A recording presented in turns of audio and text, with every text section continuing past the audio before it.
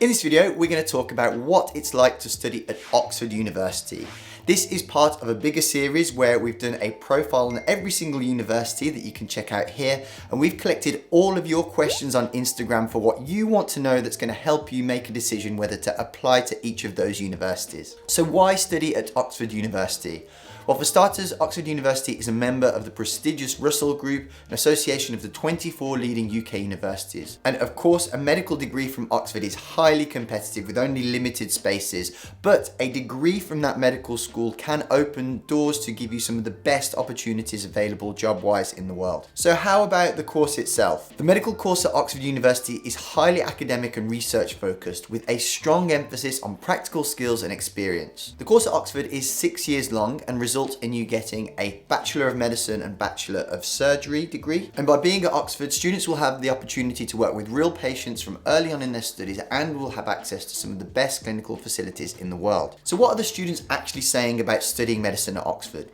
Well, actually Oxford University has some of the highest student satisfaction in the entire UK. Students also praise the high level of teaching and support that they receive from the faculty, as well as the excellent research opportunities and facilities available. So looking at the stats, Oxford Medical School is consistently ranked as one of the top world medical schools. Typically, Cambridge, Oxford, and Harvard Medical School kind of usually exchange places in the top 3. In the QS 2022 World University Rankings, it was ranked as 10th best medical school in the world. It currently takes second place as the best ranked medical university in the UK with an overall score of 99.6%. Remember that the kind of placings do depend upon the ranking system, so you can check out the ranking systems here that if you want to pay attention to different things based on different areas that they value, that will help you decide which one you want to pay most attention to. Also, if you want to look at the profile that we did on Cambridge University that you can check out here, that can help you compare between basically number 1 and 2, which are always switching places year on year for the best medical school. In terms of fees, if you're an undergraduate taking your first degree, it is the standard £9,250 every year. The first 3 years for international students are £35,380 per year, so that is the first 3. However, the second 3 years, so the years 4, 5 and 6, will go up a bit more, and they're usually around the £41,000 mark, but can go up even more than that. So let's look at the academic requirements, which we'll break down into 5 areas. The first is the grades. So for domestic applicants, they are expecting you basically to have all 8s and 9s when you apply. It's not specified explicitly on the website, but essentially you're competing with people who have achieved that. So really, you need to be very competitive in that area. Then for A-levels, the minimum requirement is A-star AA. Usually they like to see mostly STEM subjects. If you want a little bit more detail, I recommend you check out our website where we have a free resources page and you can get an explicit guide on exactly what you need to do to get into these universities. And while you're over there, you may want to sign up to our newsletter where we bring out weekly news of what's happening with the med school and dental school application so that you can stay up to date and make sure you've got your finger on the pulse. The second requirement is the BMAT, the biomedical admissions test, which is actually finishing, and they are doing the very last sitting this October 2023. After that, it is yet to be decided what aptitude test they will replace it with. It is possible that it'll be the UCAT, or it might be something completely different. But for now, the requirement for the BMAT is still very, very high, requiring a combination of 14 usually in sections 1 and 2, so an average of 7 on each, and a 3A really to be standing a very good chance in section 3 if you want to be competitive. The third thing is work experience, which of course is really, really important to demonstrate your understanding of the career and showing willing to have seen what it's about so that you can find out what you're letting yourself in for.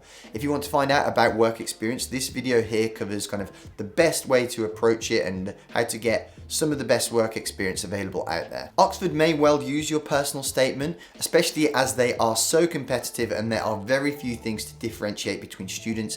They will want to see that you have done something outstanding and academic in your personal statement to really fit in with the type of student that they like to see at Oxford. And then finally, those who fit all of those bills will be invited to the final stage, which is interviews. Now, shortlisted applicants are invited for interview as part of the selection process. The interview is designed to assess the applicant's applicants' intellectual curiosity, critical thinking skills, communication skills, and knowledge of the medical profession. Interviews may take place online or in person depending on the circumstances, but they are really there to challenge you and make you uncomfortable to see how you respond to it. So a lot of people worry when they get questions that they can't answer, and it's really more a test of how you approach that rather than whether you can answer it or not. One of the things that Oxford really prides itself on is its tutorial system.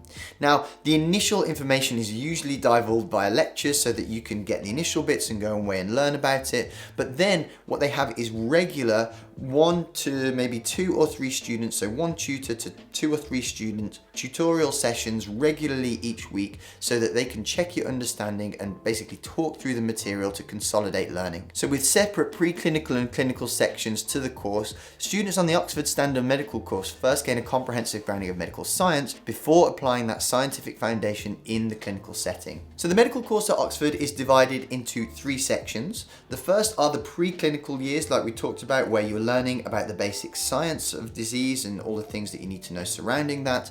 Then you move on to your clinical years, where you're learning about patient diagnosis and treatment. And then in your final year, you do a research project where you're understanding what it's like to be involved in medical research, be in the lab, depending on the subject that you choose, and then you do that alongside the clinical studies. The medicine course at Oxford provides thorough intellectual training with particular emphasis on the basic science research that underpins medicine. They've still retained a distinct 3-year preclinical stage that includes studying towards the BA Honours in Medical Sciences, followed by a 3-year clinical stage. And as we said, all A100 students at Oxford also undertake an experimental research project as part of their BA in Medical Sciences.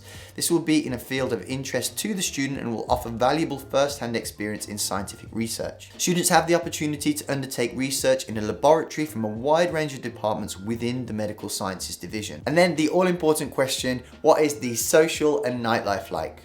Well, Oxford is not just all about studying. There are a wide variety of vibrant pubs, clubs, and other social activities that students can do when they are not in their studies. Oxford University also has over 400 clubs and societies, ranging from sports teams to music groups to political societies.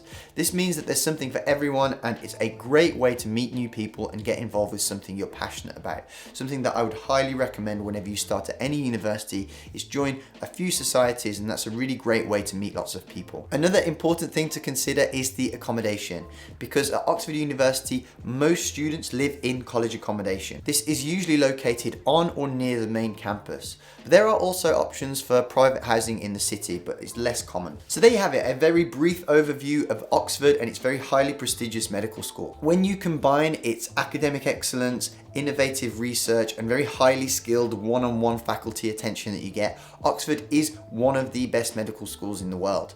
If you want to find out about more of the medical schools, you can check out this playlist here. But also, if you'd like to find out how we've helped a lot of people get into Oxford, Cambridge, and various other medical schools, you might want to check out this video here where we talk about how to maximize your application in all the key areas to make sure you submit the best possible med school application and give you the best chance of getting in. So thank you for watching, and I'll see you over in one of those videos.